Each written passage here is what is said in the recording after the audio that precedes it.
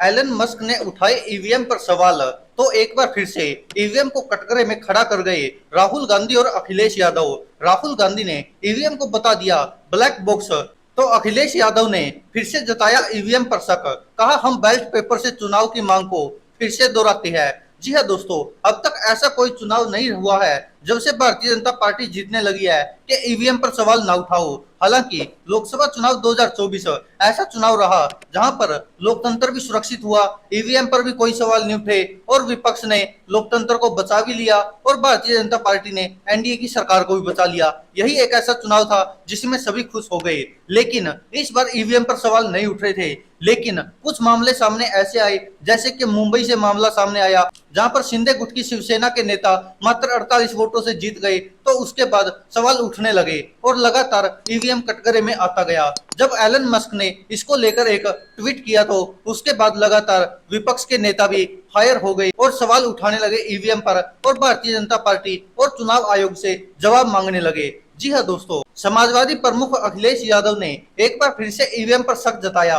उन्होंने यह बात एलन मस्क के एक बयान के बाद कही है। सोशल मीडिया पर पोस्ट करते हुए अखिलेश यादव लिखते हैं कि टेक्नोलॉजी समस्याओं को दूर करने के लिए होती है, अगर वही मुश्किलों की वजह बन जाए तो उसका इस्तेमाल बंद कर देना चाहिए। आज जब विश्व के कई चुनावों में ईवीएम को लेकर गड़बड़ी की आशंका जाहिर की जा रही है और दुनिया के जाने माने टेक्नोलॉजी एक्सपर्ट ईवीएम में हेराफेरी के खतरे की ओर खुलेआम लिख रहे हैं, तो फिर ईवीएम का इस्तेमाल की जिद करने की पीछे वजह क्या है, ये तो भारतीय जनता पार्टी साफ करे। आगामी सभी चुनाव बैलेट पेपर यानी कि मत पत्र से कराने की अपनी मांग को हम फिर से दोहराते हैं, ये अखिलेश यादव ने कहा है। आइए जानते कि आखिरकार एलन मस्क ने ऐसा क्या कहा था। दिग्गज कंपनी टेस्ला और सोशल मीडिया साइट एक्स के सीईओ एलन मस्क ने एक्स पर एक पोस्ट में लिखा कि हमें इलेक्ट्रॉनिक वोटिंग मशीन को चुनावी प्रक्रिया से हटा देना चाहिए, क्योंकि इसे इंसानों और एआई के जरिए हैक किए जाने की संभावना कम होने के बावजूद भी कुछ हद तक है। वहीं एलन मस्क की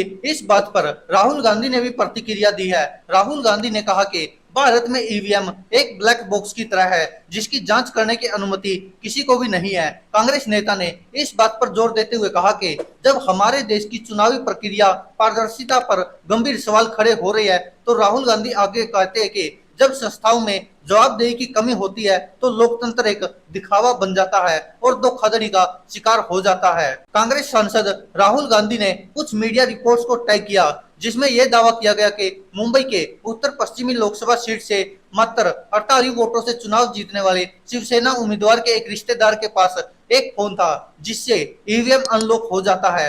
राहुल गांधी ने टेस्ला और सोशल मीडिया साइट एक्स के सीईओ एलन मस्क के उस पोस्ट को भी टैग किया जिसमें एलन मस्क ने लिखा कि हमें इलेक्ट्रॉनिक वोटिंग मशीनों को खत्म कर देना चाहिए, क्योंकि इसे इंसान या एआई के जरिए हैक किए जाने की संभावना कम है, लेकिन फिर भी बहुत अधिक है। मीडिया रिपोर्ट के मुताबिक पाबंदी होने के बावजूद 4 जून को आम चुनाव के नतीजों की घोषणा के समय मंगेश को कथित तौर पर मोबाइल का इस्तेमाल करते हुए देखा गया था। इसी के आरोप में मंगेश के खिलाफ पुलिस ने मामला दर्ज किया है। साथ ही पुलिस ने पांडिलकर को मोबाइल देने के आरोप में चुनाव आयोग के एक कर्मचारी के खिलाफ भी मामला दर्ज किया है।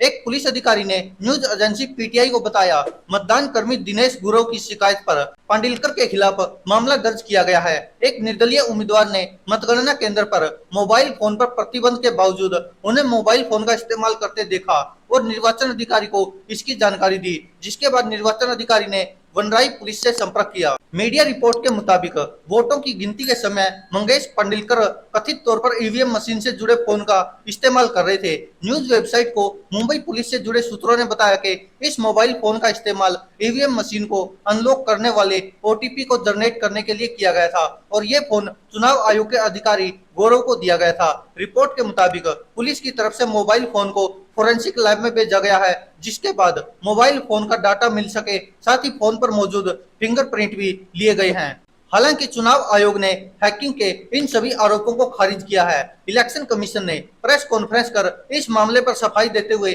सभी आरोपों को खारिज कर दिया है और कहा कि ईवीएम को अनलॉक करने के लिए कोई ओटीपी नहीं लगता। रिटर्निंग ऑफिसर वंदना सूर्यवंशी ने कहा, आज जो खबर आई है उसको लेकर कुछ लोगों ने ट्वीट किए हैं। बता दें कि ईवीएम को अनलॉक करने के लिए कोई ओटीपी नहीं लगता है। ईवीएम डिवाइस किसी से कनेक्ट नहीं रहती है। एक अखबार द्वारा पूरी तरह से गलत खबर चलाई गई है। ईवीएम स्टैंड अलोन सिस्टम है, खबर पूरी तरह से गलत है। हमने पेपर को नोटिस इशू किया है।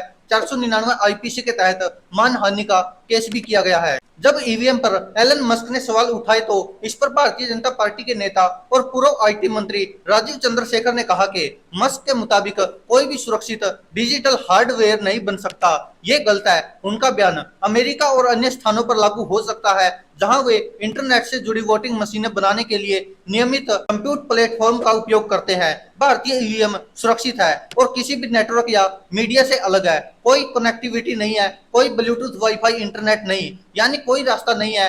फैक्ट्री प्रोग्राम्ड कंट्रोलर जिन्हें दोबारा प्रोग्राम नहीं किया जा सकता। ईवीएम को ठीक उसी तरह डिजाइन किया जा सकता है जैसा कि भारत ने किया है। भारत में इसे हैक करना संभव नहीं है। आपको बता दें कि इसको लेकर अब राहुल गांधी और समाजवादी पार्टी के मुखिया अखिलेश यादव ने सीधा सीधा एलन मस्क का सपोर्ट करते हुए ईवीएम पर सवाल उठाए है और मांग की है कि आखिरकार भारतीय जनता पार्टी ईवीएम के साथ इतना जुड़ाव क्यों कर रही है और आखिरकार पेपर बैलेट से चुनाव कराने में क्यों डरती है। दोस्तों, आप क्या कहते हैं इस पर? अपनी राय कमेंट बॉक्स में जरूर दीजिएगा। धन्यवाद दोस्तों, देखते रहिए सच की आवाज।